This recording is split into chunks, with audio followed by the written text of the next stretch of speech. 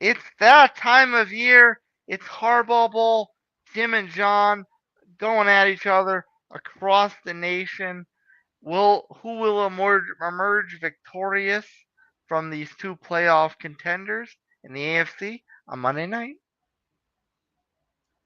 Philadelphia and LA.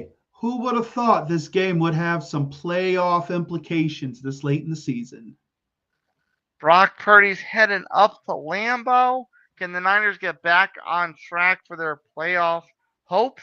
Or will the Packers shake off that rough performance in Chicago and get back on track for their playoff aspirations? Geno and the Seahawks, playing for their playoff lives, go up against the NFC West leading Arizona Cardinals. Week 12 Sunday Scaries with Buccs McGee. You may look at this schedule and think there's a little bit underwhelmingness to it, but we'll sift through the chatter and find out what games you need to pay attention to.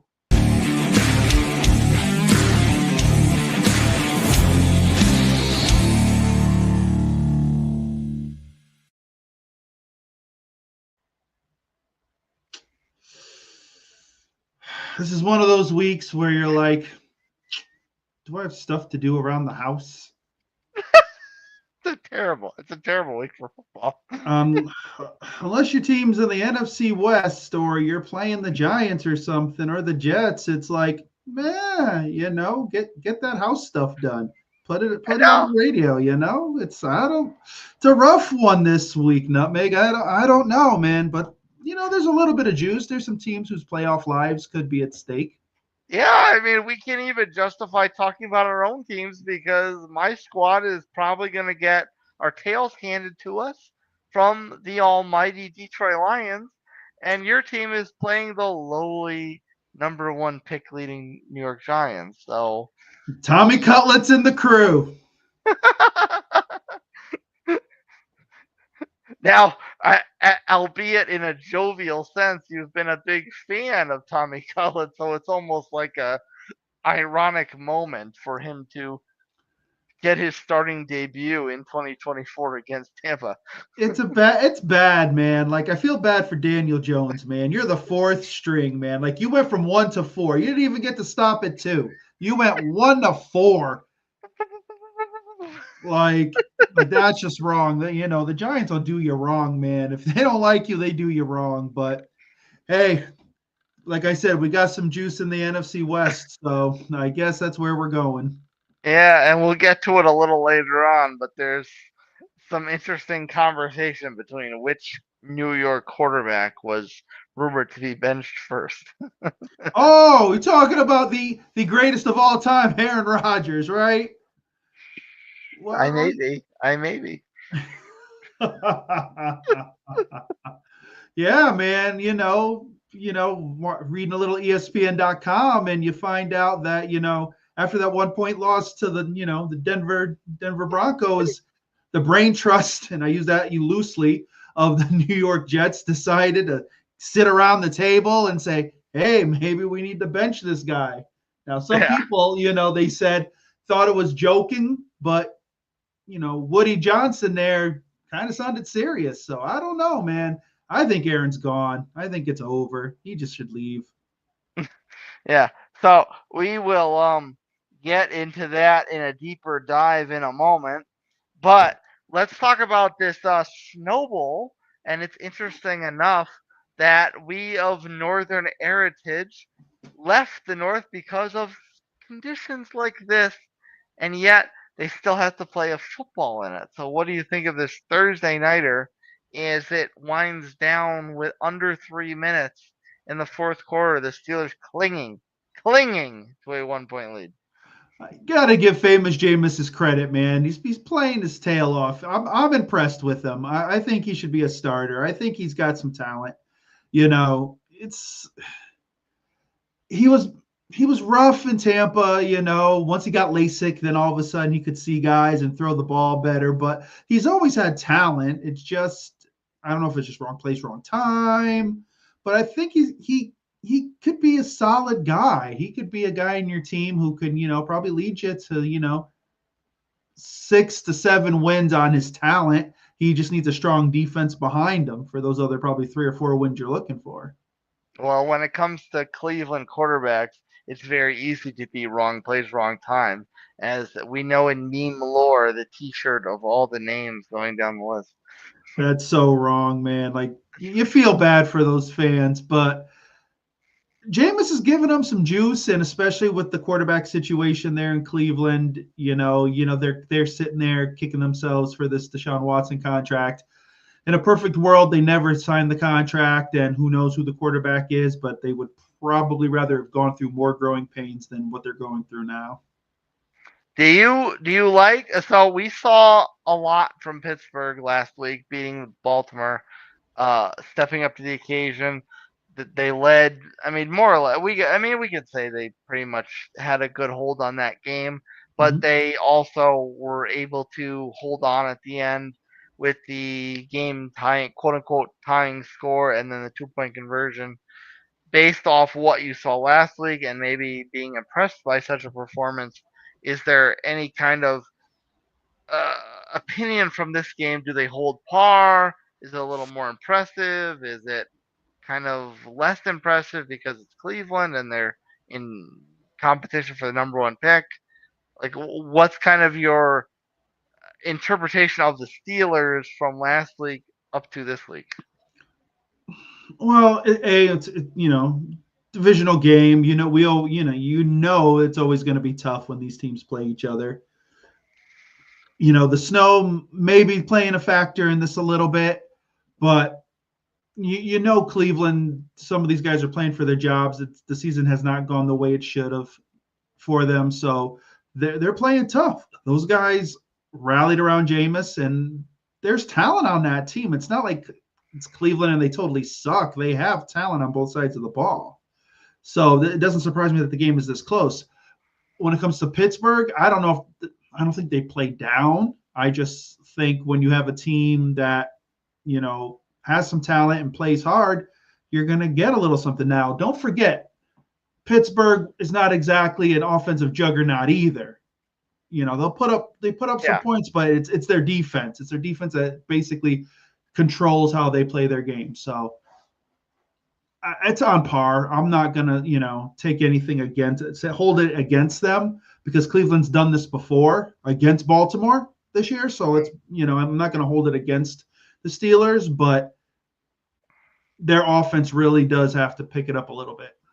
and that's an interesting comparative because Cleveland was able to pull out a victory against the Ravens, but as we've gone over several times this season, the Ravens defense is not what we're used to seeing, and Pittsburgh's defense is absolutely what we're used to seeing. So, how do you kind of compare Jameis's performance against? Is it like 1 to 1? Maybe I should phrase it. It's like 1 to 1 Jameis versus a porous Ravens defense versus Jameis versus an elite Steelers defense, but in the snow. Well, if Jameis can, put up close to 20 points on this defense, it's impressive. I think most people would have said, "Oh, they'll be lucky to put up 7, 6 points." Field Yeah, goals are probably how they're going to live. You yeah. got to give Jameis credit. He's battling the elements too, and he's been able to move them down the field. So I give him credit for that. It's just like I said, it's divisional. It's in the snow. You're going to play some ugly ball. Yes, the Steelers have reached heights this year that we didn't think they were going to, but it's all based on that defense. Like I'm not a fan of the fact that during this game they've gone back and forth in certain situations to Fields. I think it just should have been Russ. I understand trying to get that spark, but I just don't think in a situation like this I don't think it works. No, I would agree with that. If because of the nature of benching Fields for us, it wasn't like you benched him because he was struggling. You benched him because you feel obligated to start the veteran. You feel obligated to start the guy I don't necessarily know if you paid more money to because of his Denver Well, contract, no, but Tomlin wanted Russ. Like you could just hear it. Like he never definitively named Fields the starter. It was always like a week to week thing. And it was just, oh, Russ is working out the kinks. He's injured, this and that. They wanted Russ to be the starter. It's a weird message to swap starters in and out when you're in a blizzard. Like, if you started the game that way and that was your game plan, all right, fine. But halfway through, you're like, okay, we need a spark. I don't think you needed a spark. I just think, some of your play calling was a little crazy, and just stick with Russ. That's how you got on this hot streak. Stick with Russ. Yeah, no, I would agree with that. And we talked before, like I didn't necessarily, we didn't. Well, I can't. I don't want to speak for you as far as changing your opinion, but I know at one point we both agreed where we weren't totally sure about the decision of changing quarterbacks. Uh, but like if you were going to make the decision outside of severe struggle of play, you cannot reverse that decision. No, you can't. Once you name the guy, he's your guy. Yeah, And then you have to let him fail before you switch it out. That's just how it is.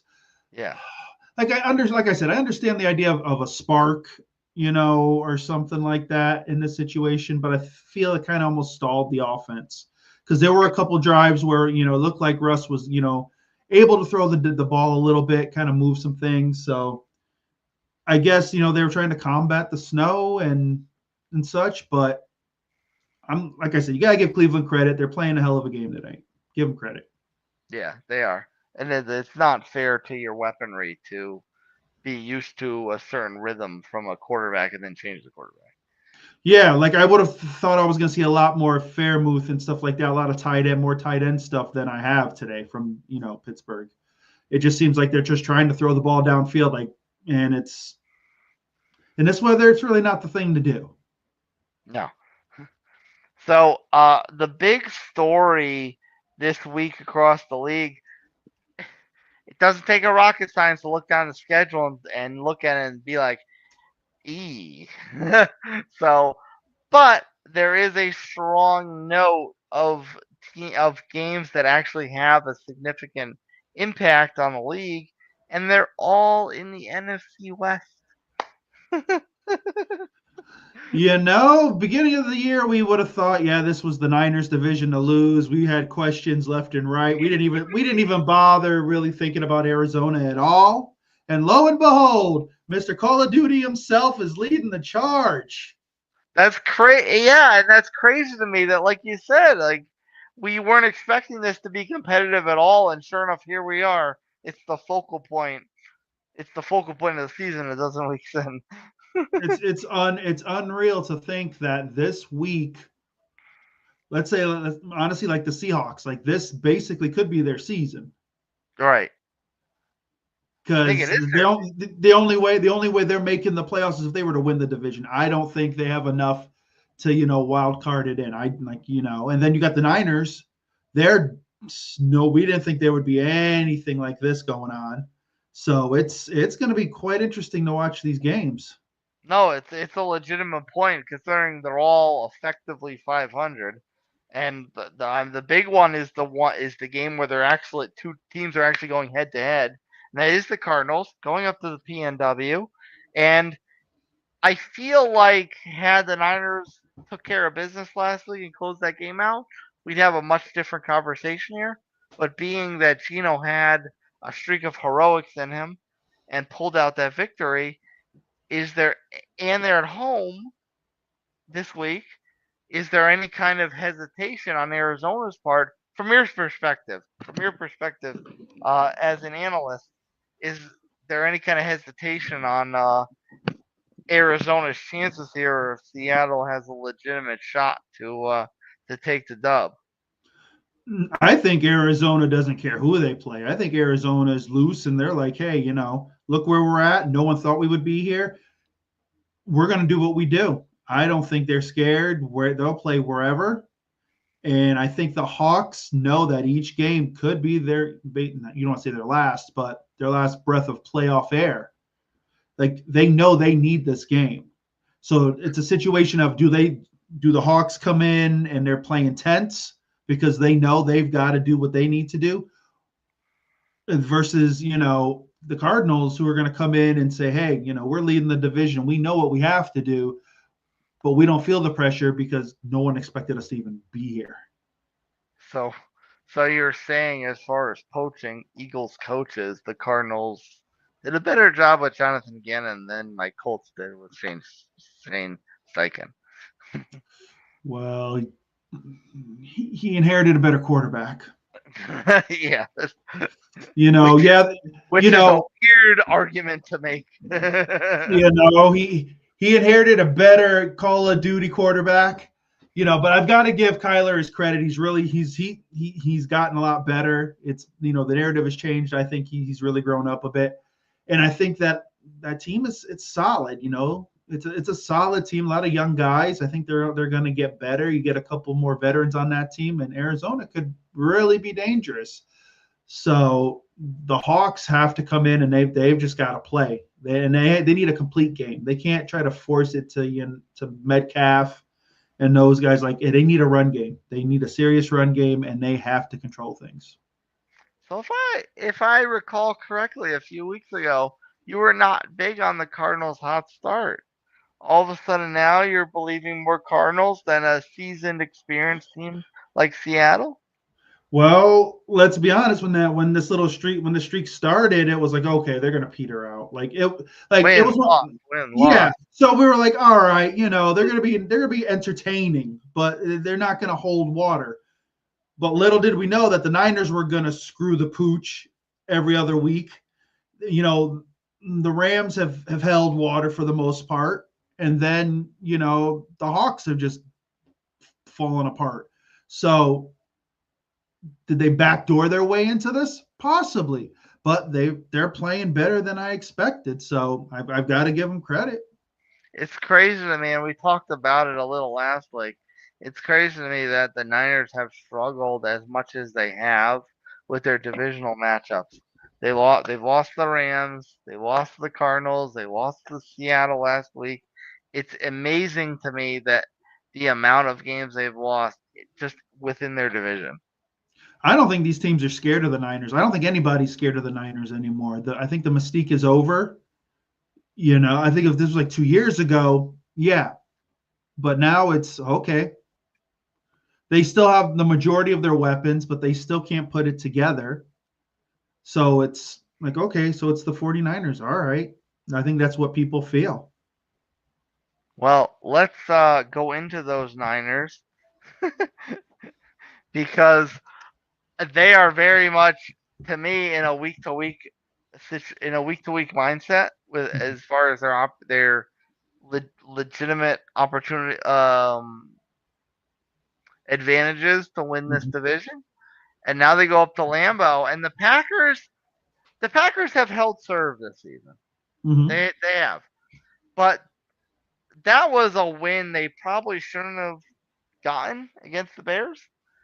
So do you see this Niners team going up to Lambeau as, okay, they led the Seahawks for the most part and got unlucky at the end? Do you see them as having an advantage against a Packers team that kind of got a little lucky? Sometimes it's better to be lucky than good. Like it's the truth. That's how a season is in the NFL. Like, you're never going to have definitive wins every game, or definitive losses. So the Packers got a gift. So it's you take it and you move on. The Niners had that game and they screwed the pooch. So I want you know, yep. Yes, it is. Yep, that is true. The choking is, honestly, I think the voice of Kyle Shanahan is starting to slowly fall on deaf ears. to. But no, it's the truth. The Niners had that game. If you couldn't finish that game off, that just goes to show you that's still, besides, last year's Super Bowl, they were fourth quarter, had to lead, choked it. It's starting to become a pattern. So at the end of the day, the Niners have all that talent. Like, they have the best roster in that division. If they can't finish off the job, then it's poor them. Bob Money shout out. Thank you for joining. Echoing Bucks McGee's sentiments from the last couple of weeks, and as far as the Kyle Shanahan deterioration of confidence in their head coach. They need to make a call to the hoodie. It's time. Now that it's funny because it's funny if you go back a year ago, we were saying, okay, Bill's going to the Cowboys, lock it up. The Cowboys are such a mess right now, and the Niners can't get over this hump. All of a sudden, the Niners look like maybe the favorite for Belichick to land. All you know what Bill Belichick needs to do is swallow the pride. Say, you know what? I don't need to be GM, and he wouldn't be because you got John Lynch there, so that's not happening. So just coach. You've got a good, solid defense. Just get yourself a good old, offensive coordinator there, and just let it rip. What What do you think? Like, let's put all the extracurricular nonsense aside. Just Mm-hmm. 1-to-1 based on how these teams have played this year. Who really realistically has the advantage between the San Francisco and the Packers?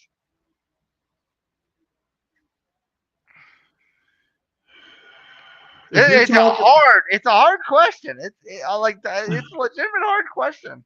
well, it is because it's hard because you sit there and you're like, okay, on paper, you would say the Niners. Right. Even without Ayuk, you would say with the talent, it would be the Niners. But the Niners just can't figure it out, and I don't know what it is. Don't know what it is. I know they've been hurt during the year, but now they're about as healthy as they can be. Like, what's the deal? The Packers, great young wide receiver core, young guys. The defense is solid. So basically, what do you say? It comes down to the quarterbacks. Love is basically this is like we've talked about this. This is his first real full year. Last year was like him getting his feet wet, so he's doing his thing. Brock Purdy every week it's either he's great or he's just a system guy. So we know at the end of the year they're going to pay him his $60 million. They're going to pay him unless the Niners just say, you know what, we're going to let you go and we're going to see what else is out there. I mean, when you say, I don't disagree. I don't disagree. Mm-hmm. But when you say Brock Purdy's a system guy, Jordan Love is almost a flashier system guy. But like bigger, bigger boom, bigger crash kind of deal. Because I mean, I don't necessarily see Jordan Love this year as emerging as the top 6, 7 quarterback in the league. No, would you say he's top 10? Oh, so Without you think he's on the outside? You'd give him like 12 to 15? right from an eye test perspective, like obviously if I start listing out the quarterbacks, I'm like, okay, you guess he might sneak in. But from an eye test perspective, like I wouldn't necessarily call him a top 10 quarterback from the way he's played. Okay. All right. I mean that Bears game, we talked about it a couple weeks ago. The Bears were reeling. There's no excuse why that game should have come down to a blocked kick on a field goal, on a game-winning field goal that the Packers had effectively lost the game already. There's no reason why that game should have come down to that.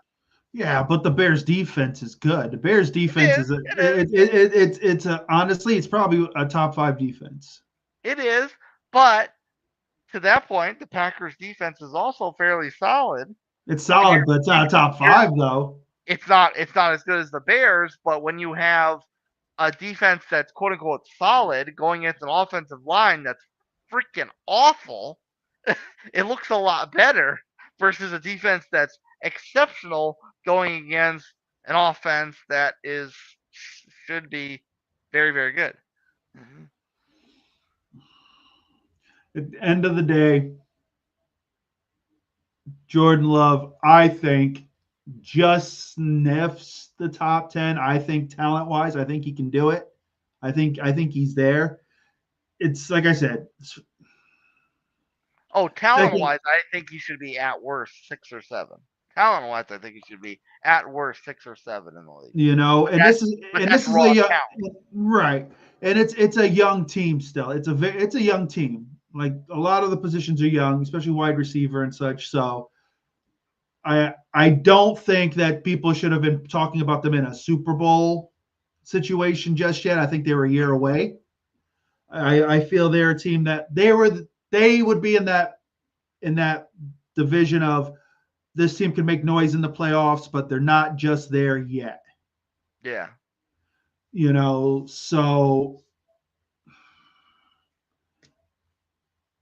the Niners, they've been there, done that, need to do it. That's it. We talked about the window. That's what this comes down to. Green Bay's window, because of the youth and the talent there, they've got Right. time. They've got time. They can, work on that. The Niners, here you go. Right now, it's all or nothing.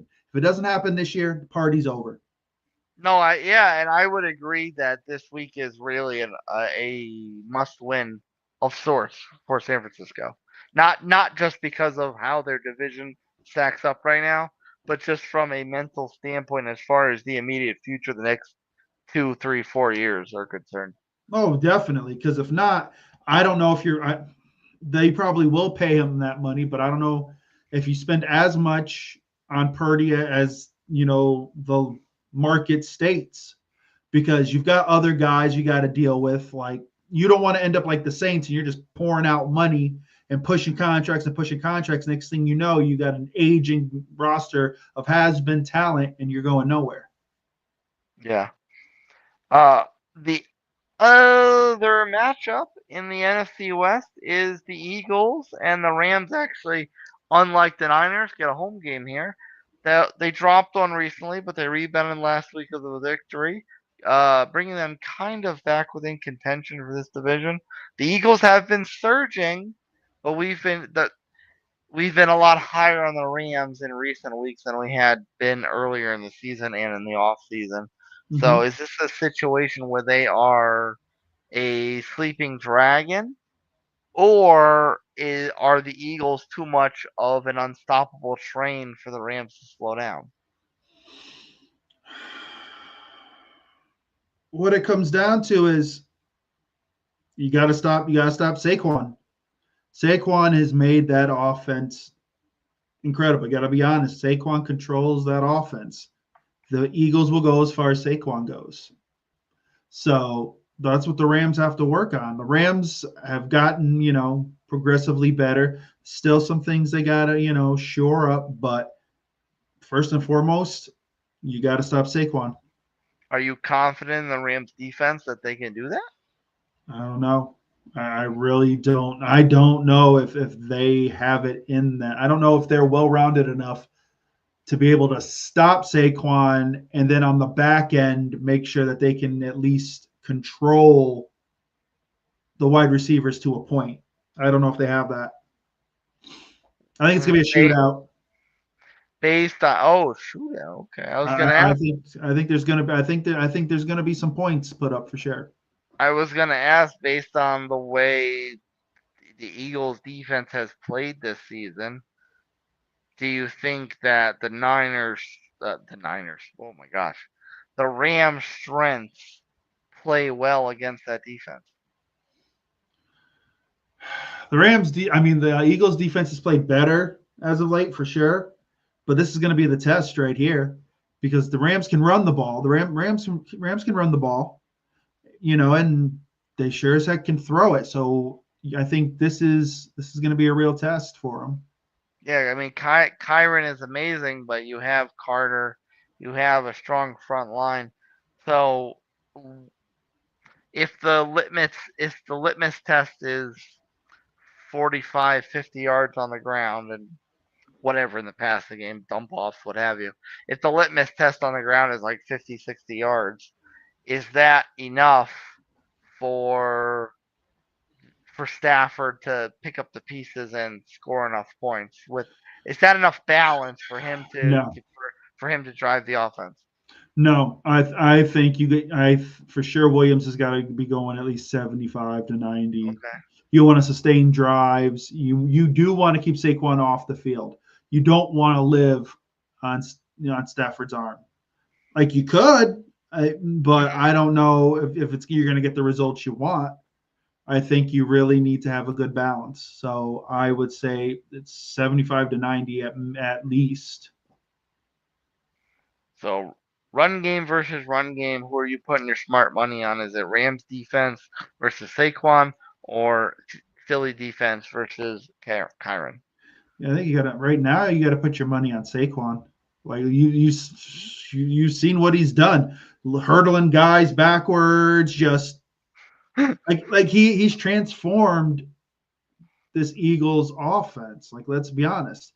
And honestly, I think he should be getting a lot more consideration for MVP. Like let's be honest, if you look at what he's done to this team, to what because if this was the same Eagles offense last year, we'd be like whatever. We'd be like okay. No, I would agree with that if for nothing else but the fact that just scopes on the Eagles, Mm-hmm. Jalen Hurts has been so either at best inconsistent, at worst mediocre, that the fact that the Eagles are in first place is solely due to Saquon's performance. Jalen Hurts is the greatest 1 yard quarterback of all time. This You push, this push. you put respect on that man's name. Best 1 yard rushing quarterback of all time. You put respect on that man's push. Yeah, exactly. Never And thought a grown man would say that before. and in this sense, you get away with it. Yeah. But but no, that's what they needed. We knew after last year what Jalen was. He's solid, but he's not an MVP elite quarterback. Like I guess you put him in the top 10, but the tush push helps him in that sense. Like there are times where I'm like, I wouldn't trust his arm to get me a win. Like he's got a strong arm, but sometimes he just doesn't have touch. Mm-hmm. So Saquon has alleviated a lot of that. So you take that for what it's worth. Yeah. Plus they do play in probably the worst division in football now. By a lot. So they could go 500 and don't have to worry about losing the division. They're I good mean, to go. the fact that their best competition is Washington, and if Washington doesn't know their ass from their elbow as far as whether or not they belong there in this conversation. Yeah, they're learning. They're the preschoolers who are learning. So you got to give Philly their due, but it's going to be if the Rams can stop Saquon, then they've got a good shot. But if they let Saquon play like he has, it's going to be a long day. Where's your smart money on home field or hot team? My money's on hot Saquon. Hot Saquon. You have to. He's just been incredible. Yeah. Like I said, he's made that offense better than it's been. So you got to go with Saquon in that sense. Ouch for LA Rams fan, because that could be tough if, well, I don't know. It may not be that tough because if Seattle were to beat Arizona and San Francisco falls to the Packers, it may not be that tough. We could not have any more clarity after this week as far as that division's concerned than we Very do true. right now at this moment. Exactly. So we'd just be having this conversation again next week. Yeah. Oh, I almost kind of wish that it was as bad as our South divisions. at least, at least the competitiveness is under 500, and we're all terrible, so it really doesn't matter. But 7 games left. This is where you find out who's who. Yeah. This is what it's gonna be.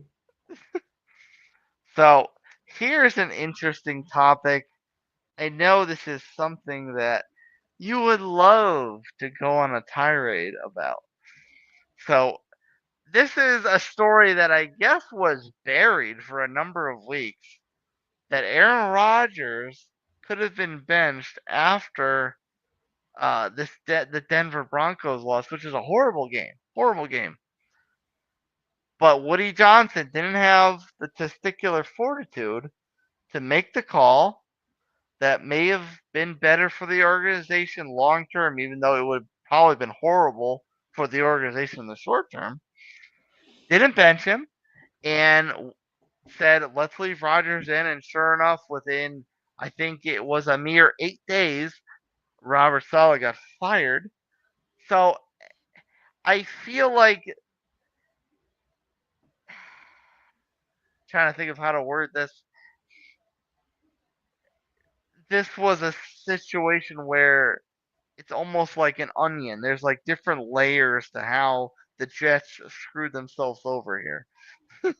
Oh, of course. Let's be realistic. Their scouts' innate ability to figure out a quarterback in the draft, because this is just Zach Wilson and beyond back. You want to go that way.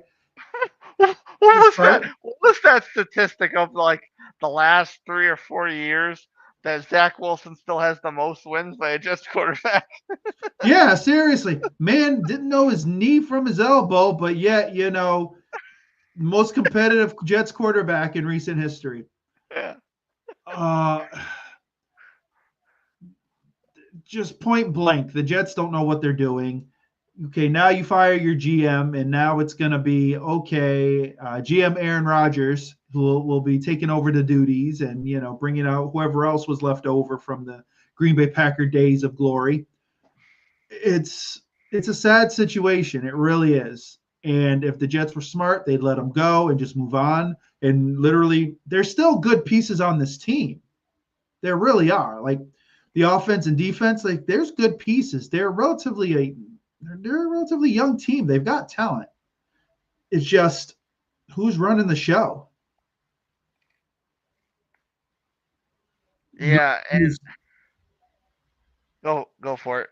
I said nobody knows. Well, we all know who is, but it's the wrong person. And they wanted the splash. They thought they were getting the Aaron Rodgers of 4 or 5 years ago, and you got geriatric Aaron Rodgers is not doing anything. The party's over, but they probably will keep him another year because he'll fill their heads with some gibberish that he got from some weird island he visited on vacation. And he'll try to get Jordy Nelson to come back out of retirement and somebody else, maybe Donald Driver, and they'll try to figure it out and it won't work. And then That's honestly the most amazing part of this destruction of the Jets franchise is the fact that we make this joke about Jordy Nelson. I mean, there's probably no validity to it at all. We just have fun with it. But there's there's at least like a benefit of the doubt because of Alan Lazard coming back and then forcing the trade for Devontae Adams. Like he has to get his old boys back, and he can't throw to guys like Ty Conklin and Garrett Wilson, who are talented down the field receiving threats. Like, yeah, get out of your own head, bro. what happened to Bryce Hall? Kid was incredible last year, and literally he is. Top three running back prospect in the league. Yep, and right now he's as good as what? Jerome Ford. Jerome Ford. Well, I don't know if I put him that far, but Well, like he's doesn't. There's like it's absolutely ridiculous what that offense has become with all the talent on there. You fire you fire your head coach, and your defense just falls apart. This was the top three defense probably in the league at the beginning of the season, and now 15 at best, maybe. Like it's just falling apart. it gives a different frame of reference to like whose side the ownership should have taken here, because you have, okay, you can bench your quarterback and keep the head coach, or you can fire the head coach and stay uh, loyal to the quarterback, who's got obviously a legacy behind him, that sort of thing. Not nothing in front of him, but all behind him, and it makes the ownership look very, very bad when you fire the coach, pick the quarterback when the quarterback's just not doing anything. And on top of that, anyone with half a brain cell could have recognized that the quarterback wasn't exactly performing at his peak performance anyway. Yeah, this is kind of the Jerry Jones syndrome. When the owner wants to play GM and thinks he knows everything, and then he doesn't and makes decisions, and this is where you're at. So the owner, instead of saying, okay, this is the guy I hired as my head coach, let him make the call. You could tell once Aaron Rodgers stepped foot in that building that Salas had nothing to say, couldn't tell anybody the sky was blue because they all believed whatever Aaron said. It didn't matter. And he was just a yes man. He was just yes sir, no sir. That's what it was. He was like Mike McCarthy, just there. And I feel like whether it was Tyrod Taylor or some Joe Schmo reserve quarterback off the street, I feel like Salah would have determined it they were in a better position to go with somebody else than Rodgers. So Oh, there's no this doubt. is this is as black as white as it can be from Jets ownership perspective. Yep. Nope. That's exactly what it was. Salah was like, no, this guy doesn't have it. We need somebody else. But they weren't, they just weren't going to hear it. And the story comes out. So, like you said, Johnson doesn't pull the trigger, and you're like, okay. So you let Aaron do what he wants. You basically now have a lame duck coach. Basically, Salah was a lame duck coach after that game because he probably Yeah, anything he said wouldn't have mattered. and it's one like you made the comp to Jerry Jones. Jerry Jones can at least rest his laurels on the fact that under his guise, even though it was almost 30 years ago, the franchise still won 3 Super Bowls. Woody Johnson can't say that. Like he can't rest his laurels on some uh, success from yesteryear. Yeah, No, and that's fine, but the NFL is definitely a league of what have you done for me lately? And we all and the Cowboys are a weekly or a daily joke, and the Jets have now joined them. Like that the Jets have joined them.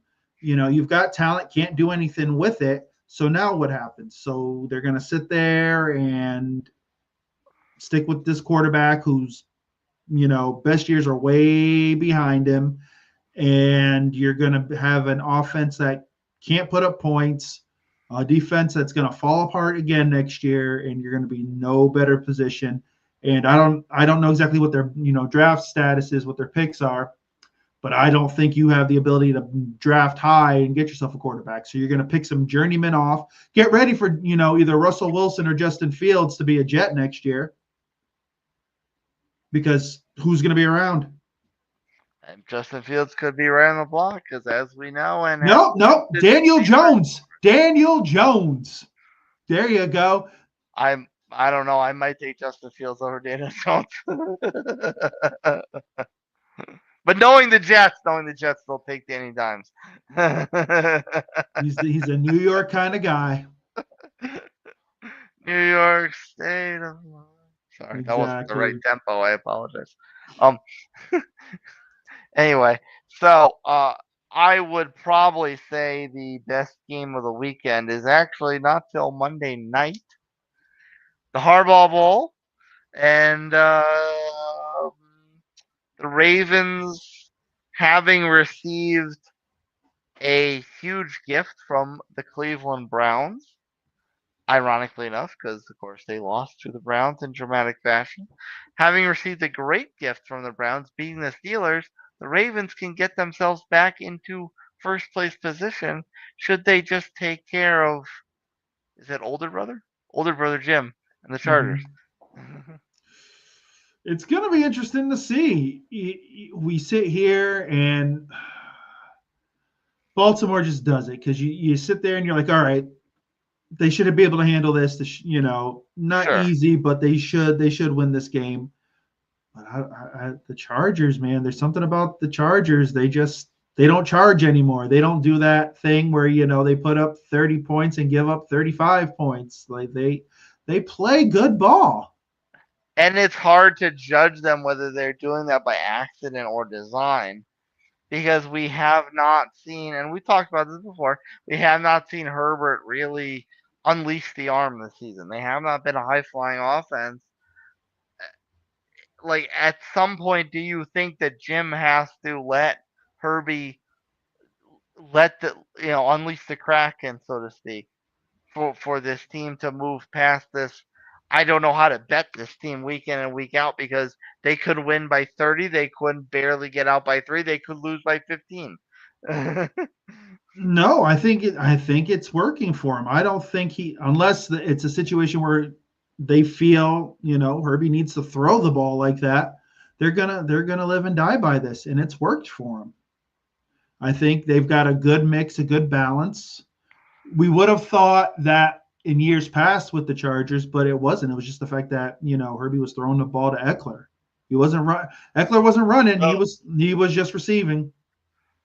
oh, Austin Eckler. Do not It, remind me of this. yep, the days of war. So I think they're gonna have a game plan. They're gonna be able to move the ball on Baltimore, and it's gonna be interesting to see what happens here. Um, so we've lamented the Ravens defense this season more often than not, Hmm. and the Chargers defense has performed pretty well overall. Do you think the advantage is a Chargers offense that is capable yet somewhat being held back against a Ravens defense that's a little bit porous? Or is the advantage a Ravens offense that's more or less been somewhat consistent against a Chargers defense that's been pretty solid, at least solid? It depends on what Ravens offense you get. Whether or not they remember that Derrick Henry's in the backfield. Yeah, oh yeah, we remember you, buddy. Come on out and play. Come on out. You can run. Yeah, it all depends. It all depends on what offense you get. If you get the Ravens offense where, and they need to do this because he's not an old guy. The guy can still bust it. And I say this every week. You showcase Derrick Henry, you see what happens, and then you let Lamar work off of that. And when they do that, that offense is incredible. When they just decide to go and not even pay attention to Derrick Henry and just let him sit there, they struggle. So it just depends who shows up on Monday night. Who would your smart money be on what shows up on Monday night? Because Baltimore's now gone 2 weeks forgetting that Derrick Henry's back there. Do you think they all of a sudden wake up and remember he is, and they get back to their winning ways, or do you think the Chargers kind of faux hot streak of just consistency wins out? I'm assuming that the Ravens just watched this game and said, okay, thank you, Cleveland. Derek, get ready. You're going to get the ball 17 to 19 times. Get ready to do what you do. That's what I would assume. Just be smart. Just be smart and play conservative and just get a victory. Let them run the ball, work your pass off of that, and you have the weapons. You should be able to do what you want to do. But like I said, it all depends who walks through that door. And if I can read between the lines in that context, the who walking through that door is not necessarily players, but coaching staff and coordinators. There you What go. strategy they want going into the game. Like literally, they all should be wearing Derrick Henry jerseys for that game and just telling the world this is what we're doing. And they'd almost be doing the rest of the league a favor as far as giving some kind of a blueprint to beat the Chargers.